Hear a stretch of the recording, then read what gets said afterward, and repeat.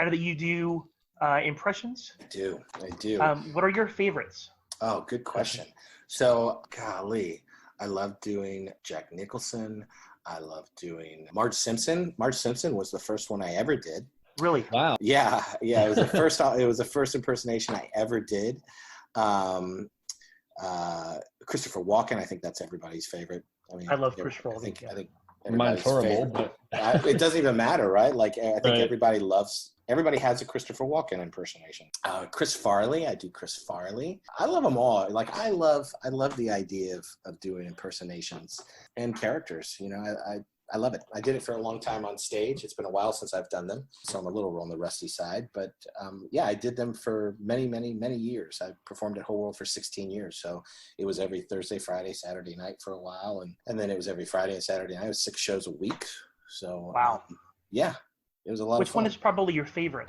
Oh, man. I mean, my favorite one to do, gosh, probably Christopher Walken. Okay. So you gotta give us a Simpson. Christopher Walken, just a little bit of Christopher Walken. Oh, okay. Well, let's see. I'll just quote him from a movie. Let's see if you guys know this movie. So, your father, hell of a man, he came to me and said, I want you to have this watch. So your father gave me this hunk of tin. And so now I want to give it to you, his son, as a gift. How's that? That's brilliant. Thank you. I know I called you out on that one, but You should. I've had casting directors call me out on that. Yeah. But that was awesome.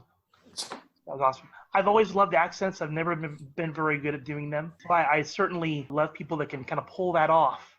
Not everybody has that gift. That's really cool. Was that something that you've done when you were younger, or is that something you developed later on? Or I don't think I did. I didn't do it as a younger kid. It was something that I learned later on in life. And you know what I found is once you learn a couple impersonations or a couple dialects, then you start to learn how to place sounds in your mouth or in your throat.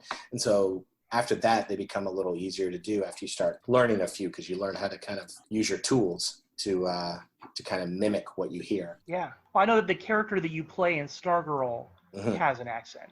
Oh yeah, big time.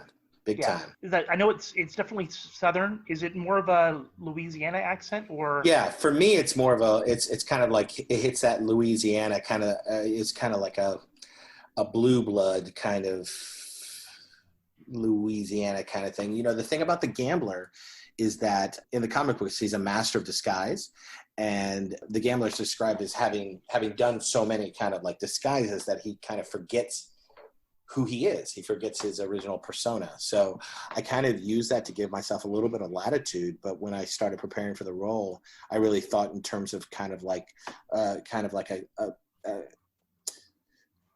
a skew off of Cajun, but nothing too specific, because I would imagine that at any point the Gambler would have to completely change his identity and shift into a new dialect. So I wanted him to be a little bit nondescript too. So not so like on the nose that someone would be able to tell where he's from, because I don't think he would want anyone to really know where he's from.